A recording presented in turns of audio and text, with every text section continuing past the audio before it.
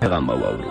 خو زه پوښتنه لرم چې هغه دغه ده چې دغه د سر د ویښتانو یا د ږیرې د ویښتانو د رنګولو دپاره چې ډېر مسلمانان اوس په دې کار کې مبتلا دي چې سر یا ږیره رنګوي. هغه داسې رنګونه دي چې دوې کوتۍ سره ګډېږي، یوه ژړ رنګ لري، یوه سپین رنګ لري، یا نکروزې چې دي هغه ټول رنګونه دي. چې اوس په نکروزې کې هم داسې رنګ نشته، چې داسې نکروزې نشته چې هغه پخوانۍ نکروزې چې هغه دې رنګ نه وي. دا ټول رنګ دي ویښتانو ته پوښ لکه پوښ چې ورکوي. خو بیا هم زه نه پوهېږم چې پوښ به ورکوي خو که به څنګه وي. اوس دلته ملایان وایي یا دا کوچني طالبان وایي چې دا پوښ ورکوي د دې غسل نه دی شوي. که دغه سړي دغه خپل ویښتان رنګ کړي وي او 1 کال 2 کاله 15 کاله او د ده څخه هغه لمونځونه چې تېر شوي دي خو غسل یې نه وي پرې شوی، د دې ته به ټوله جزا او ګناه وي. که د دې پوښتنې په هکله موږ ته معلومات راکړي ډېره مهرباني به مو وي. السلام علیکم. خوښ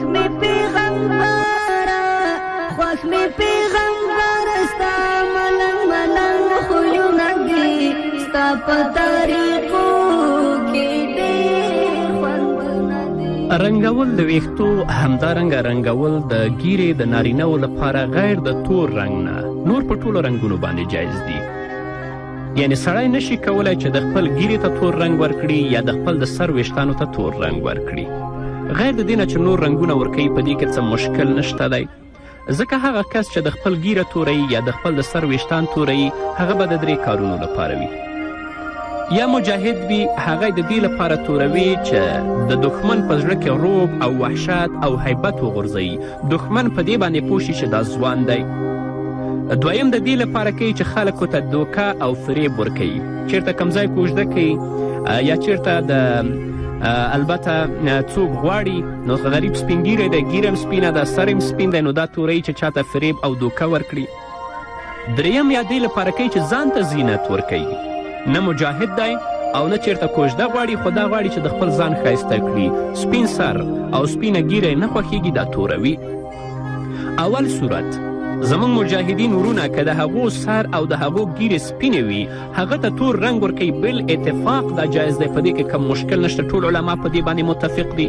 دې لپاره یې توروي چې دښمن په زړه کې روب او هیبت وغورځوي.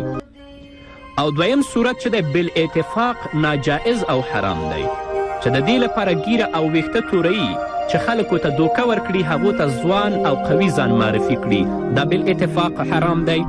او دریم صورت چې نه مجاهد دی او نه چیرته کوژده کوي خو دې لپاره ځان ښایسته کوي، دې کې اختلاف دی. جمهور فقهاو دې ته مکروه تحریمي ویلی دي، اما امام ابو یوسف رحمه الله ویلی دي چې دا جایز دی، او د امام مالک رحمه الله نه یو قول په کرته تنزیهي باندې نقل دی. تاسو تکمله د فتح الملهم د تقي عثماني صاحب 4م جلد 149 صفحه وګورئ، هغه لیکلی دي وتفصيل الكلام أن الخضاب بالسواد يختلف حكمه باختلاف الأغراض على الشكل التالي: الأول أن يكون الخضاب بالسواد من الغضات ليكون أهيب في عين العدو، وهذا جائز بالاتفاق. فتاوی هندیان په 5م جلد کې 309 صفحه کې لیکلي.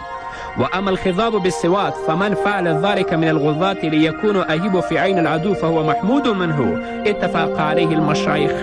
الثاني أن يفعله الرجل للغش والخداع وليرى نفسه شابا وليس بالشباب، فهذا ممنوع بالاتفاق لاتفاق العلماء على تحريم الغش والخداع. والثالث أن يفعله للزينة، وهذا فيه اختلاف، فأكثر العلماء على كراهته تحريما. وروي عن أبو يوسف إنه قال: كما يعجبني أن تزين لي يعجبها أن أتزين لها. دا حاصل د خبرو چې ما تاسو ته ولسته. په دې کې د 4 مذهبونو اقوال سره د دلایلو لکه څنګه مې چې د مفقود مسله څېړلې، انشاءالله په یوې خپرونې کې به دې هکله باندې د مذاهبو اقوال او د هغو دلایل که ژوندی وم انشاءالله تاسو ته به وڅېړم. بل پیغام